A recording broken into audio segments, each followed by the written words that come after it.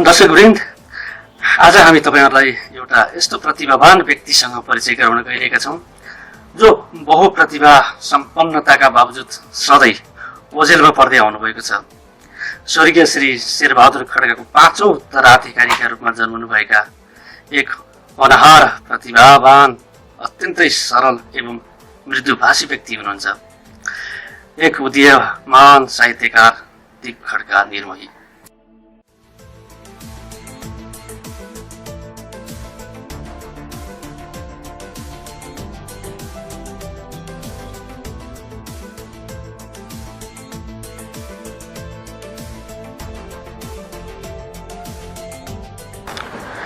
दर्शकवृन्द, भौगोलिक परिवेशले सुगम भए पनि अन्य विविध दृष्टिकोणले सुगमताको उपहास खित्किने कपिलवस्तु जिल्लाको ग्रामीण धरतीका एक जुझारु सपूत निर्मोहीको जुझारु कर्मशीलताको बाध्यतालाई शब्दमा उतार्न सम्भव नहोला सायद, तर पनि एउटा अष्टसिद्ध कर्मयोगी साहित्यिक व्यक्तित्व निर्मोहीको साहित्यिक आरोह एवं अवरोहसँग हातेमालो गर्ने जमर्को गर्दैछौँ हामी।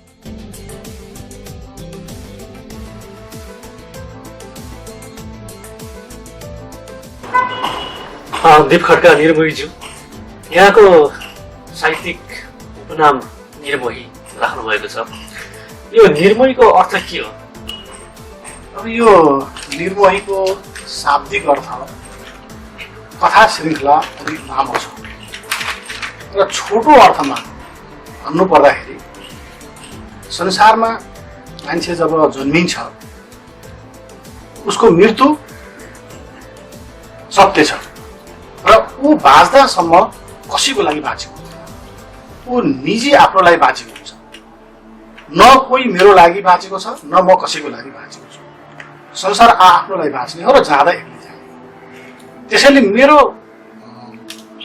जिन्दगीको बुझाइ के हो भन्दाखेरि संसारमा कोही कसैको होइन र कसैसँग माया मोहमा अल्झेर संसारिक माया मोहमा अल्झेर बाँच्न जरुरी छैन भन्ने सोचले भन्ने चाहिँ लयमा चाहिँ मेरो नाम निर्मोही राखेको। हजुरको यो उपनाम हामीले दर्शकहरूले जानकारी प्राप्त गरिसक्नुभयो।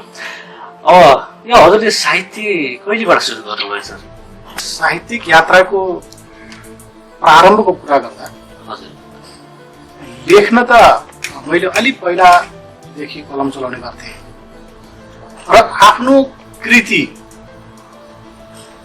हामीले चाहिँ पाठक सामु पस्केको चाहिँ कुरालाई लिएर चाहिँ गर्ने भने मैले 2051 साललाई मान्नुपर्छ र मैले 2051 सालमा आधिकारिक रूपमा आफ्नो साहित्यिक यात्रा श्री गणेश भएको सम्झिन्छु। साहित्यमा हजुरको मुख्य विधा चाहिँ कुन हो सर? साहित्यिक विधामा मैले विशेष गरी उपन्यास विधामा मैले कलम चलाउने गरेको छु र मेरो विधा भन्नुपर्दाखेरि उपन्यास नै हो। साहित्यमा त धेरै थरी विधाहरू हुन्छन्।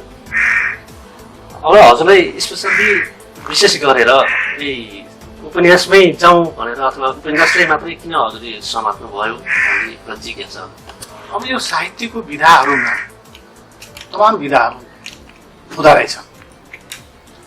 त्यसमध्ये मैले मेरो बुझाइमा ती तमाम विधाहरूमध्ये उपन्यास विधा लेख्न अलि सहज हुन्छ कि जस्तो मलाई लाग्यो र मेरो बुझाइ हो या सम्पूर्ण साहित्यकारको बुझाइमा त्यो उहाँहरूको बुझाइ होला, तर मेरो बुझाइमा यो चाहिँ उपन्यास विधा अलि सहज जस्तो लाग्यो र म त्यस विधातिर आफ्नो कलम चलाएँ।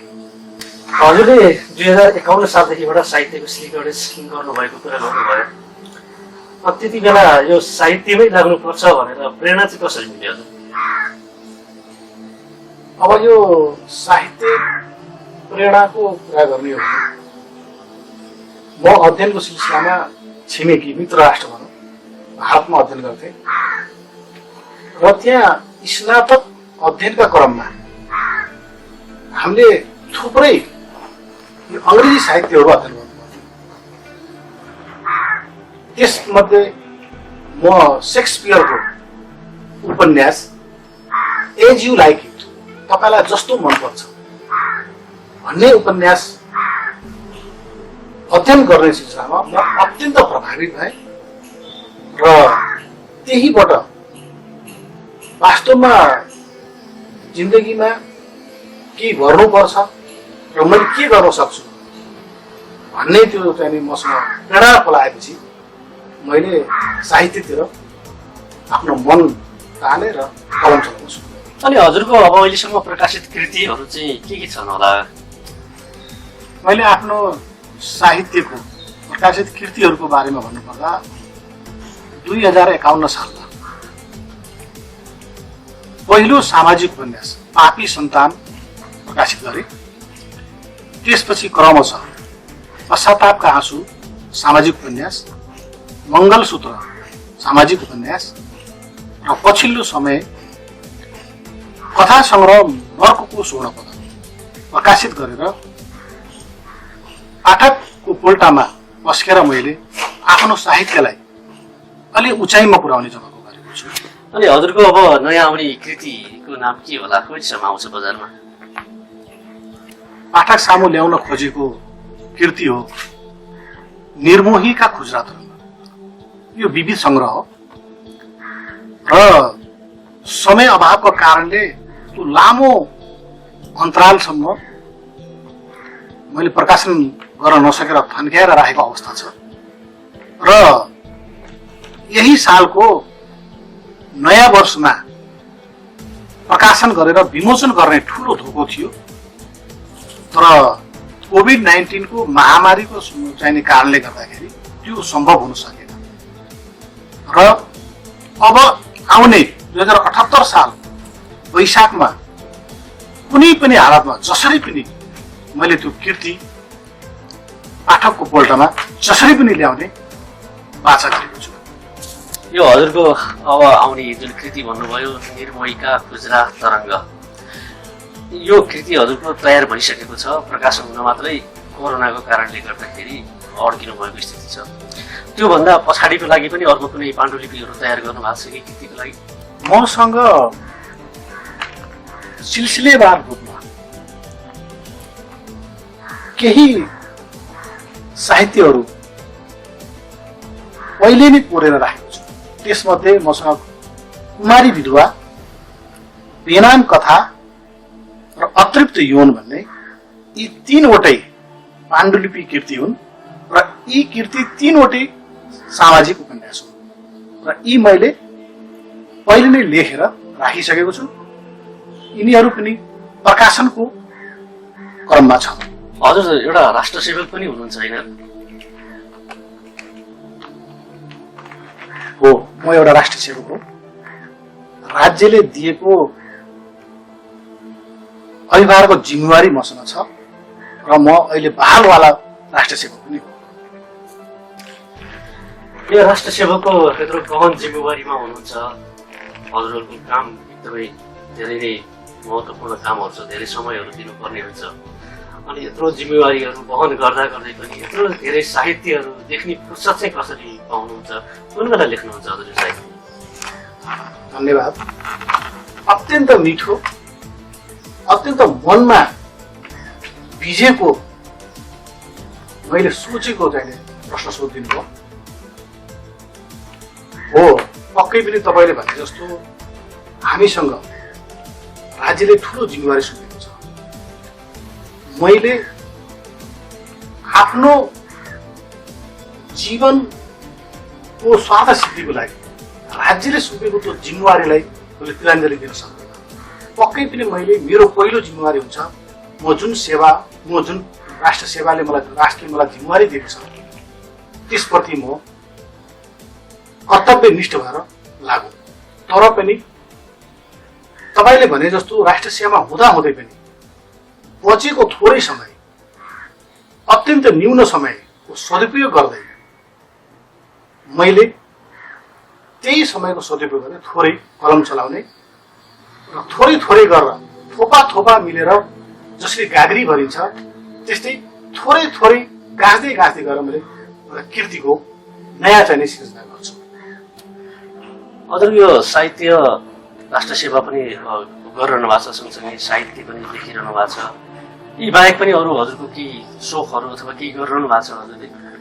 मेरो थुप्रै सोखहरू मान्छेका आफ्ना निजी थुप्रै सोखहरू हुन्छन्, तर राष्ट्रिय सेवाको जिम्मेवारी जुन मैले प्राप्त गरेको छु त्यो जिम्मेवारी पुरा गर्दै एउटा साहित्य क्षेत्रलाई पनि अगाडि बढाउने क्रममा मैले आफ्ना व्यक्तिगत सबै सोखहरूलाई पुरा गर्न सम्भव छैन। त्यसैले यो बीचमा मैले आफ्ना सबै सोखहरूलाई तिलाञ्जली दिएर केवल राष्ट्र सेवा र तत्पश्चात आफ्नो साहित्य सिर्जना गर्ने कामलाई मात्रै निरन्तरता दिएको छु। त्यस क्रममा मैले अहिले मुक्तक संग्रह लेख्दैछु। यो मुक्तकहरूको समग्र सङ्कलन हो र आउँदो दिनमा अब मैले एउटा मुक्तक संग्रह प्रकाशन गर्ने जमर्कोमा रहेको छु। कृतिहरूको सूचीमा जस्तो कथा सङ्ग्रह पनि प्रकाशित भइसकेको रहेछ। हजुरले त आफै मुख्य रूपमा उपन्यास विधामा आफूलाई प्रस्फुटित गर्दै आइरहनु भएको थियो। अब अहिले फेरि मुक्तकको पनि कुरा गर्दै हुनुहुन्छ। यो उपन्यासबाट फेरि कथा मुक्तकतिर पनि लाग्नुभयो, यो चाहिँ कसरी लाग्नुभयो? अब यो साहित्य विधाका कुरा गर्न पर्दाखेरि थुप्रो विधाहरू छन्। त्यसमध्ये यो साहित्यकारहरूको लेभलको कुरा गर्दा हामी त्यस्तो उच्चतम कोटिको साहित्यमा वर्गमा हामी नपर्दो रहेछौँ र यो उच्चतम कोटिको वर्ग बाहेक मध्यम र निम्न कोटि वर्गका जुन साहित्यिक स्रष्टाहरू हुनुहुन्छ उहाँहरूले उपन्यासलाई त्यति अध्ययन गरेको मैले पाएँ। त्यसले गर्दाखेरि उच्चतम कोटि वर्गमा मेरा कृतिहरू नपुग्ने र निम्न र मध्यम कोटिका स्रष्टाहरूले मेरो कृति नहेरिदिने का कारणले गर्दाखेरि म लामो समयदेखि ओझेलमा रहँदै आएँ। त्यसले गर्दाखेरि अब साहित्य फाँटमा थोरै आफू अगाडि लम्कनको लागि मैले ती स्रष्टाहरू जुन मध्यम र निम्न कोटिका स्रष्टाहरू हुन्छ उहाँहरूको दिलो दिलमा भिज्ने प्रयास गर्ने क्रममा मैले अर्को विधालाई रोजेँ। त्यो विधालाई रोज्ने क्रममा मैले कथा सङ्ग्रह प्रकाशन गरिसकेको छु, तपाईँसँग मैले भनिसकेँ र अब मैले सोही सिलसिलामा मुक्तक सङ्ग्रहको लेखनको प्रारम्भ गरेको छु। दर्शकवृन्द, राष्ट्र सेवा एउटा महान कर्मठ कर्म त हुँदै हो आफैमा। त्यसका बावजुद अत्यन्त न्यून फुर्सदिलो समयको सदुपयोग गरी आफ्नो बौद्धिक क्षमताको उजागर गर्न समेत भ्याउनुभएका निर्मोही जस्ता कर्मयोगी व्यक्तित्व विरलै जन्मन्छन् समाजमा। जे होस्, यस्ता कर्मयोगी एवं उदीयमान साहित्यकार सामाजिक आवश्यकताका सुन्दर गहना हुन्। साहित्यको परिप्रेक्ष्य हेर्ने हो भने पाठकहरू एकदमै कम हुँदै गएको भन्ने कुराहरू आइरहेको छ। राष्ट्रिय रूपमा मात्रै होइन, अन्तर्राष्ट्रिय रूपमा पनि साहित्यका पाठकहरू एकदमै कम हुँदै गइरहेका छन्। साहित्य पढ्न छोडेका छन् नयाँ पुस्ताहरूले भन्ने कुराहरू नै आइरहेको छ। यस्तो अवस्थामा साहित्यको साधनामा लागेर कसरी आत्मनिर्भर हुन सकिएला जस्तो लाग्छ? यो हामी जस्ता, विशेष गरी म जस्ता मध्यम वर्गीय साहित्यकारले साहित्यमै निर्भर रहेर जिन्दगीको गुजारा गर्न गाह्रो छ। मलाई त यहाँसम्म लाग्छ कि ठुला ठुला साहित्यकारहरूको त्यही कलमकै भरमा जीवकोपार्जनको कुनै उपाय छैन। त्यसैले गर्दाखेरि यो एउटा कस्तो भने कुनै चिज त्याग पनि हुन्छ। समाजमा रहेका विसङ्गति विकृति लगायतलाई ठुलो ठुलो हेरेर एउटा साहित्यकार बस्न सक्दैन। त्यसैको लागि पनि समाजलाई जागरुक गराउने, ती विकृति र विसङ्गतिलाई उजागर गर्ने र आम पाठक आम नागरिकका आँखा खोलिदिने काम पनि साहित्यकारको भएको हुँदा मैले के पाएर के गुमाएँ भन्दा पनि मैले मेरो दायित्व के हो, म साहित्य फाँटमा लागेपछि मेरो दायित्व के हो र मैले के गर्नुपर्छ भन्ने प्रेरणाले म यो साहित्य छाप्न लागेको। अब हजुरले चाहिँ भनिदिनुहोस् न त, अब यति लामो समय साहित्यमा कलम चलाउनु भयो, धेरै कृतिहरू प्रकाशन गर्नुभयो, हजुरले चाहिँ आफ्नो जीवनमा साहित्यमा लाएर के पाउनुभयो, के चाहिँ गुमाउनु भयो त? साहित्यमा लाएर मैले के पाएँ भन्दाखेरि मैले साहित्यमा लाएर आत्मसम्मान पाएँ, आफूलाई आत्मसन्तुष्टि पाएँ। अब रह्यो सवाल के गुमाउनु? गुमाउन त संसारमा जब मान्छे यो धरती छोडेर जान्छ तब सबै चिज गुमाउँछ। र तपाईँले भने जस्तो के गुमाउनु भयो, एउटा कुरा भन्नुपर्दा मैले आफ्नो स्वतन्त्रता गुमाएँ, जुन अरू वर्गहरूले जुन स्वतन्त्रतापूर्वक आफूलाई आफ्नो जीवनलाई मनोरञ्जनमा ढाल्नु भएको छ त्यो मैले पाइनँ। त्यसमा म एउटा सीमित समयको परिधिमा बाँधिने बाध्यता भयो, मैले त्यही गुमाएँ। अब भनिन्छ नि साहित्यकारहरू बढी भावुक हुन्छन् अनि बढी रसिक पनि हुन्छन् भनेर भनिन्छ। हजुरले चाहिँ आफूले आफूलाई कतिको रसिक मान्नुहुन्छ? हजुरले भने जस्तो जिन्दगीमा रसिकपनको अनुभव गर्ने मौकै भएन। अध्ययन गर्ने क्रममा अध्ययनमै व्यवस्था भइयो। अध्ययन पश्चात राष्ट्र सेवामा आइसकेपछि एउटा ठुलो जिम्मेवारी, राज्यको भार बोक्नुपर्ने अवस्था आयो र साथसाथै साहित्यको एउटा श्रृङ्खलाबद्ध लामो यात्रामा हिँड्नु पर्दाखेरि त्यो मनोरञ्जन रसिकपनको अनुभव गर्ने कहिले फुर्सद पनि भएन र कहिले मौका पनि आएन।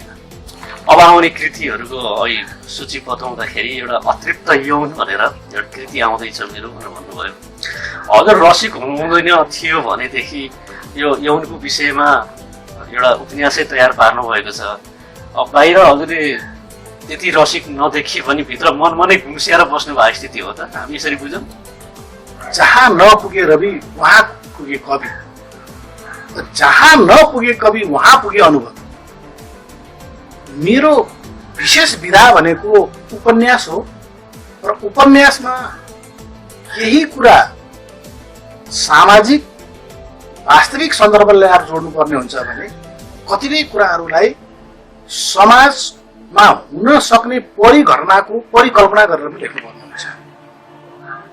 त्यस्तो परिकल्पना गर्ने क्रममा मान्छेलाई जब यौनको सन्तुष्टि पुरा हुँदैन तब त्यस व्यक्तिबाट के घटना के चाहिने दुर्घटना हुन सक्छ भन्ने कुरालाई परिकल्पना लेखिएको उपन्यास हो अतृप्त यौन।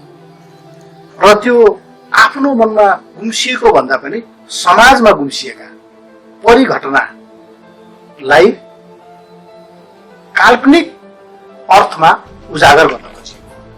हजुरले जुन आफ्नो कृतिहरूमा चित्रण गर्नुभएका जुन पात्रहरू हुन्छन्, यी पात्रहरू जुन विषयहरू उठान गर्नुहुन्छ, ती विषयहरूलाई कसरी खोज्नुहुन्छ हजुरले? हजुरको त अब एउटा राष्ट्र सेवामा कार्यरत हुँदाखेरि देख्नुभएका भोग्नुभएका पात्रहरू टिप्नुहुन्छ कि आफै समाजमा गएर अध्ययन अनुसन्धान गरेर पात्रहरूलाई टिप्नुहुन्छ अथवा त्यो विषयहरूलाई टिप्नुहुन्छ? राष्ट्र सेवाको जिम्मेवारीमा रहेकी अवस्थामा कतिपय कुराहरू हामीहरूले बोल्न नमिल्ने कुराहरू पनि हुन्छ, तर अनुभूति गर्न सक्ने कुरा चाहिँ हुन्छ।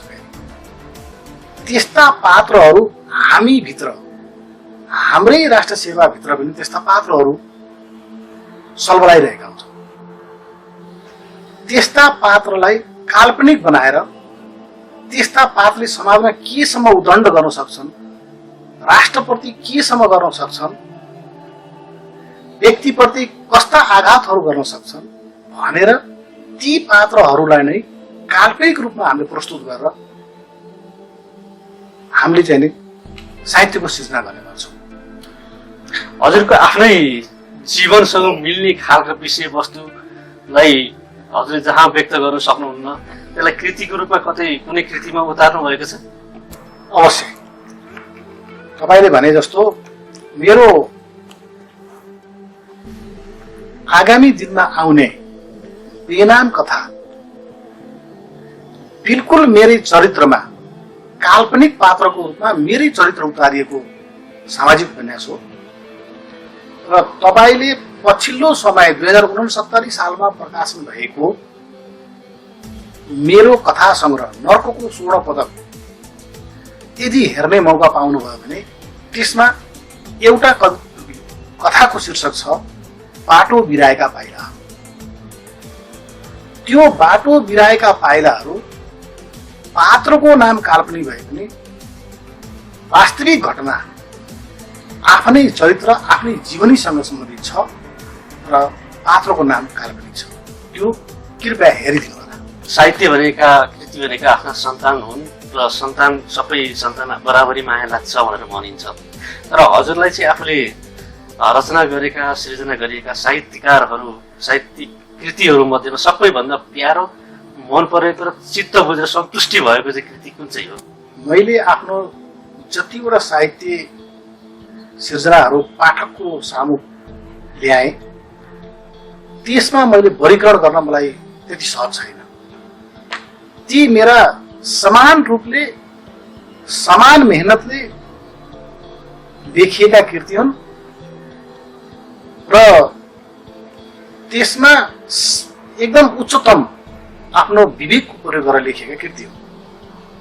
त्यसैले त्यसमा वर्गीकरण गर्न त्यति सहज मैले देख्दिनँ र पनि हजुरले भने जस्तो राम्रो भित्र नै अझ राम्रो खोज्ने सन्दर्भमा मेरो सबैभन्दा राम्रो पापी सन्तान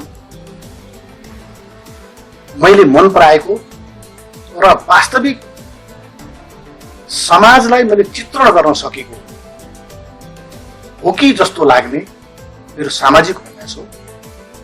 र त्यस पश्चात अर्कोलाई भन्नु पर्दाखेरि मङ्गलसूत्र जसलाई मैले वास्तविक घटनासँग जोडेर सामाजिक परिकल्पना गरेर मैले लेखेको उपन्यास हो। त्यसलाई पनि मैले आफ्नो साहित्यिक उसको कम आकलन गर्न मैले सक्दिनँ। म अलिकति हजुरको व्यक्तिगत जीवनतिर म प्रवेश गर्न चाहे। हजुर दिनभरि राष्ट्र सेवाको लागि बाँधिनु भएको छ, आफ्नो कर्ममा लाग्नुहुन्छ र बिहान बेलुकाको समय हजुरले साहित्यमा दिनुहुन्छ। घर परिवारलाई समय नदिँदाखेरि घर परिवारहरू रिसाउँदैन? अब यो समयको कुरा गर्ने हो भने हाम्रो पारिवारिक जीवनीमा एउटा भनिन्छ नि त, जीवन जोहोको कर्तव्य भनेर। राष्ट्र सेवा भनेको एउटा जीवन जोहोको कर्तव्य हो, त्यसमा रिसाउने कुरै भएन। रह्यो अर्को पाटो साहित्य सिर्जना, त्यो सबै आला काचा विवेकले भ्याउने विषय भएन। त्यसैले कतिपय अवस्थामा होइन मैले अफिसको काम गर्दैछु भनेर पनि साहित्य लेखनमा व्यस्त हुने पर्ने अवस्था हुन्छ र कतिपय अवस्थामा होइन म आज एउटा यसरी चाहिँ कविता लेख्दैछु या मुक्तक लेख्दैछु भनेर परिवारलाई मनाएर पनि लेख्नुपर्ने अवस्था हुन्छ र यसरी मैले थोरै समयलाई सदुपयोग गर्दै लेखेको अवस्था हो। अब नयाँ आउने पिँढीहरू जो साहित्यमा लाग्न चाहनुहुन्छ र जो भर्खर लाग्नु भएको छ उहाँहरूको लागि हजुरको तर्फबाट सन्देश के दिन चाहनुहुन्छ, के मार्गदर्शन दिन चाहनुहुन्छ? यस क्षेत्रमा लाग्ने हाम्रो साहित्यिक स्रष्टाहरूको एउटा बुझाइ के छ भने साहित्यको भुक्रोमा हाम फालेर पाउनु गुमाउनु केही छैन, यो मिथ्याको एउटा चाहिँ नै दर्शन मात्र हो भन्ने बुझाइ छ। तर त्यो होइन, आगामी पुस्तालाई यो समयले ठुलो अभिभारा सुम्पेको छ र यो अभिभारा पूरा गर्ने दायित्व पनि तपाईहरुकै हो।